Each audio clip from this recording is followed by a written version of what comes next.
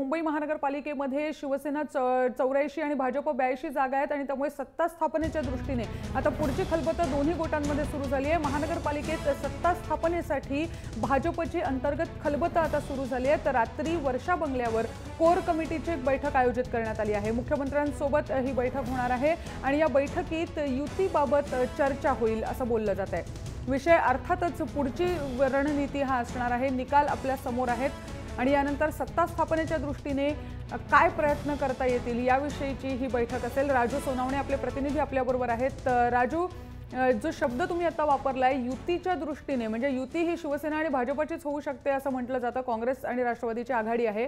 काय चर्चेचा विषय असेल कोर कमिटीच्या या बैठकीचा असं वाटतंय?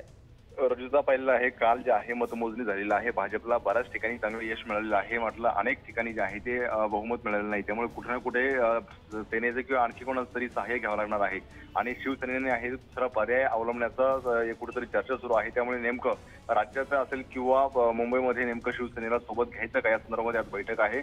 वर्षावरती ही बैठक पार पडली जाणार आहे। यामध्ये प्रदेशाध्यक्ष रावसाहेब दानवे असतील, त्याचप्रमाणे राज्यभरातील जिल्ह्याचे अध्यक्ष असतील, पालकमंत्री असतील, मुंबईचे सर्व आमदार असतील आणि या बैठकीमध्ये चर्चा होईल की मुंबईमध्ये जर महापौर बनत असेल तर शिवसेनेसोबत जायचं का विरोध बसायचं, ही संपूर्ण चर्चा होणार आहे। त्याचबरोबर उल्हासनगर असेल, ठाणे असेल, या सगळ्या ठिकाणी जे आहे ते सेनेसोबत जायचं का वेगळा मार्ग अवलंबायचा याची चर्चा एकूण होणार आहे। त्यामुळे संध्याकाळी नेमकं बैठकीत काय होते आणि त्यानंतर निर्णय काय होते ते पाहणं महत्त्वाचं राहील। नक्कीच महत्त्वाचं असणार आहे राजू, पण त्याचबरोबर एक दुसरी चर्चा जी सध्या रंगते आहे ती म्हणजे रत्नागिरी पॅटर्नची। म्हणजे हा पॅटर्न असा सांगितला जातोय की शिवसेना आणि काँग्रेस दरम्यान प्रासंगिक युती होऊ शकते आणि रत्नागिरी पॅटर्न जो रत्नागिरीच्या दापोलीमध्ये आता कार्यरत आहे तो औरंगाबाद आणि मुंबई महानगरपालिकेसाठीही राबवला जाऊ शकतो, अशा प्रकारची चर्चा काँग्रेस आणि शिवसेनेदरम्यान सुरू असल्याचे संकेत आपल्याला मिळत आहेत। त्याबद्दल काय भाजपच्या गोटात बोललं जात आहे?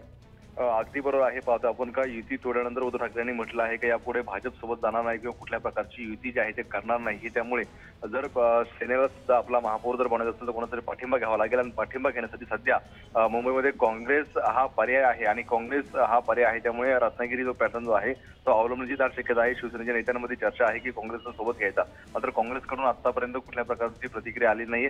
कदाचित जर काँग्रेसला शिवसेनेने सोबत घेतलं तर भाजप ही टीकाच करेल आणि त्यामुळे नेमकं काय करायचं, काँग्रेसला सोबत घ्यायचं किंवा नाही, भाजपची सुद्धा तयारी सुरू आहे, काँग्रेसची सुद्धा तयारी आहे। त्यामुळे आज भाजपच्या बैठकीमध्ये संपूर्ण याच्यावरती चर्चा केली जाईल काय नेमका पर्याय आहे। कारण भाजपने जर पाठिंबा दिला नाही तर शेवटी सेना जी आहे दुसऱ्या पक्षाचा पाठिंबा घेईल आणि कुठेतरी साठेलोट होईल। त्यामुळे भाजपला महागात पडेल या संपूर्ण प्रश्नाची चर्चा होईल आणि त्यानंतर आज निर्णय घेता येईल। नक्कीच राजू, धन्यवाद या माहितीसाठी।